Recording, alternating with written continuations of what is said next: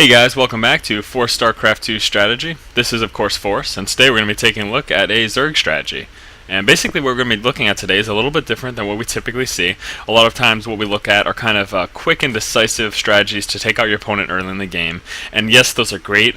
Yes, that's kind of something you want to learn and learn how to implement. It's obviously going to make your game shorter, maybe more enjoyable. Typically those type of games tend to be very micro-intensive. But today we're going to be taking a look at kind of a long, drawn-out, macro-heavy game. Long and drawn out, kind of like that intro that I just gave you. Basically, in this strategy, we're taking a look at a macro-heavy game, lots of expanding. We're going to be taking a look at when to expand, why we're expanding, the reasons behind the things that we're doing.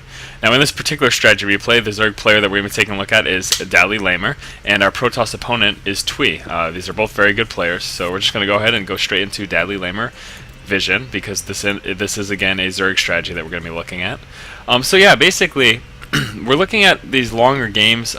These tend to go about under a few different circumstances, one of which is if you just happen to be in a game where both players are more comfortable in a macro-intensive game, so neither of them really goes for too hard of an early push, or if you have an early push that doesn't succeed, but it wasn't an all-in push, and a counterattack isn't really going to be effective from your opponent, then it typically turns into a macro-intensive game where both players have to expand at that point, or else they're going to fall behind of their opponent.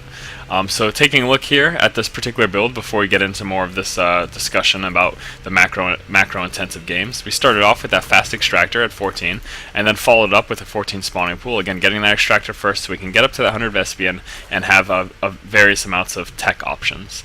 Now we are of course scouting with our Overlord. The good thing about this particular map, Scrap Station, is that if you're a Zerg player, of course, you can scout with your Overlord instead of having to sacrifice the minerals by sending out an early drone, because these bases are so close. You can get your Overlord in there before he's going to have anything up that he's going to be able to kill it with. He's not going to have any stalkers out anytime soon. So now taking a look here, what we see, a few things to note here. We do see two gateways. This tells us that we're likely to be seeing some 2-gate pressure from Zealots, and of course we see the Zealot heading out towards our base.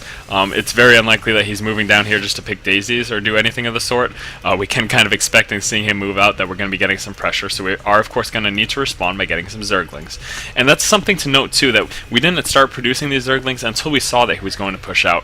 If it looked like he was just going straight for macro and going to intensively drone up and go for a strong economy, and he wasn't going to push out, then we wouldn't have had to make so many Zerglings. But of course we did see that push coming, so we did in turn go for some Zerglings. We have these 6 here, and we do also have our first queen coming out, second queen en route.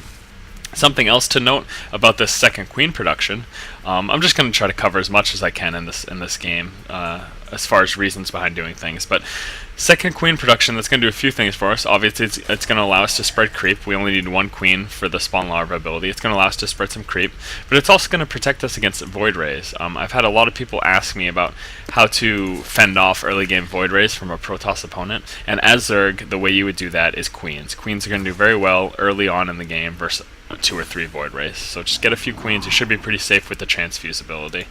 Now getting some more Zerglings again, because we do see this hard push coming now. We do know that we're going to be getting hit pretty hard. We also see this block off here, and I'm going to go back to that in a moment. So as you can see, he's moving up with the Zealots. We're going to try to micro out queens. We definitely don't want to lose those. Those are very, very vital to the success of this gameplay. Spawn larva, spread creep, both things we really need. Losing a queen is not something you want to do. Now we do see in this particular situation, with the amount of Zealots he has and the amount of Zerglings we have, we're going to be successful in an attack. So we push out on him, we take out his Zealots, because he doesn't have enough to just completely mop over our Zerglings. And as long as we can get a surround, as long as they're not in a choke point and the Zerglings are running in single file, then they're going to do really well against these Zealots. Anywhere you can get a situation where your Zerglings can get a surround on your enemy's army, you're likely to be in the better position there. So again, we do see this wall off, and a few other things to note. He did drop a forge down here, and we know that for certain because we do see this photon cannon coming up, and he of course needs a forge to drop a photon cannon. And we also have this photon cannon here. Excellent positioning by the Protoss player. Putting this choke here is going to allow him to pretty safely expand really quickly on. And again, that's something to note in seeing this choke and in seeing that he's protecting these debris right here with a photon cannon that was just up right there. We know that he is likely to be expanding very early. So we in turn are going to expand ourselves. We don't want to fall behind in economy. It's going to be very hard for us to break through this with this photon cannon wall, with this photon cannon sitting up here as well. So instead of just trying to go for a baneling bust and break through and throwing all of our resources towards that, we're instead going to go ahead and go for this expansion. And again, that is mainly because it's kind of, again, one of those stylistic choices where we could choose to try to go all in and try to kill him right now. But the thing to note about that is if that fails, we're going to be in a very weak position. If we were to go for a baneling bust here and try to break right through this, and it were to fail and he were to fend it off, then we would be in a very weak position. And that's kind of the general idea behind going for that macro heavy expansion type game. So we do know that he is likely to expand, so again, we have decided to expand ourselves. We are also at this point teching up to a layer, so we're getting ready to move into the later stages of the game, the mid to late stages of the game. As of now, as you can see, we're 8 minutes into the game here, in game time, which is about 6 minutes in real time. But we're about 8 minutes game time into the game, and we haven't created much more than Zerglings. And that's something you should really take note of, that it's not really necessary to amass this giant army early on, as long as you have necessary scouting information. I mean, we are still inside of his base. I'm going to say this is a blunder on Tweet's part, the fact that he hasn't at least built one stalker to kill this overlord and get that out of his base, basically. And we also have these Zerglings outside of the front of his base, so we know that nothing's coming anytime soon. We have a pretty good idea of everything that he's doing at this point. And I think something to note too is, in not seeing stalkers earlier, that also kind of tells us that there's very likely to be an expansion right here. We don't know for certain, but it's very plausible. It's very likely, because there's not much else going on inside of his base. He has this wall off here.